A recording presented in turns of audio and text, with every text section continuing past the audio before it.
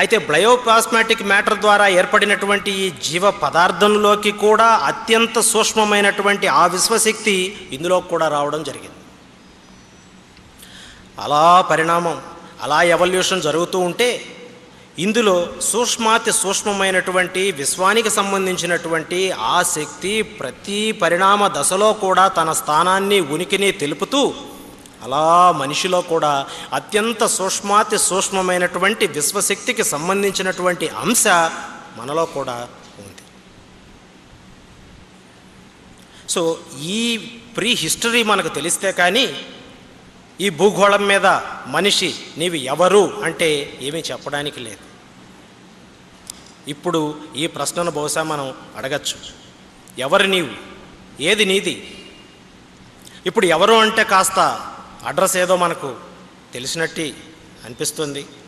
So ఎక్కడి నుంచి వచ్చామన్నది, అందులో పంచభూతాలతో నిర్మితమైనటువంటి ఈ శరీరం, అలాగే పంచభూతాల ఇన్ అండ్ అవుట్, దానికి సంబంధించి ఉన్న జీవరాశుల్లోకెల్లా అత్యంత ఉన్నత స్థితి ఎందులో, ఆకార నిర్మితంలో, జ్ఞానంలో, అన్నిట్లో కూడా ఒక ఉన్నత స్థితి ఏర్పడడం మనిషికి మనం చూస్తూనే ఉన్నాం. వీటన్నిటికీ మించి ఈ మనిషిలో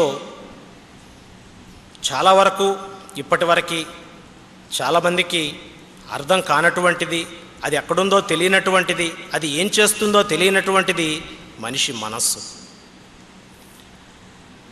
మరి అత్యంత పవిత్రమైనటువంటి విశ్వశక్తికి సంబంధించినటువంటి పరమ సూక్ష్మాతి సూక్ష్మమైనటువంటి అంశ మనిషిలో ఉన్నప్పుడు మరి సమాజంలో మనిషికి ఎంత పవిత్రమైనటువంటి స్థానం ఉంది అన్నది ఇక్కడ అర్థం చేసుకోవలసి ఉంది.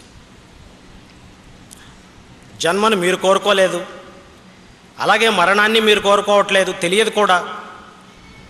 ఎప్పుడు జన్మో తెలియదు, ఎప్పుడు మరణమో తెలియదు, మధ్యలో ఏదైతే ఉన్నదో అది జీవితం మీది.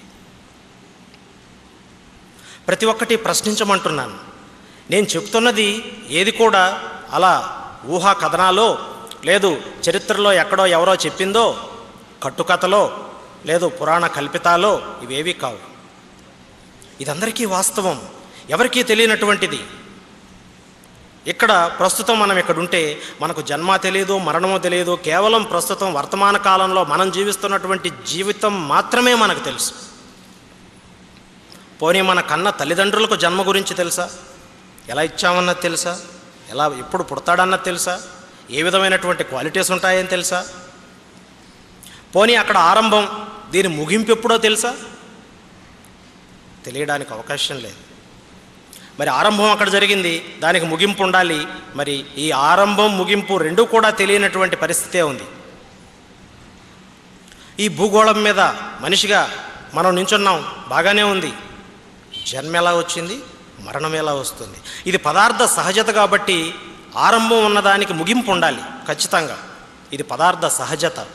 చలన ధర్మంలో భాగంగా ఒక పదార్థం ఒక చోట ప్రారంభమైతే పరిణామ దశలో చివరికి వచ్చినప్పుడు అది సమాప్తి కావలసిందే.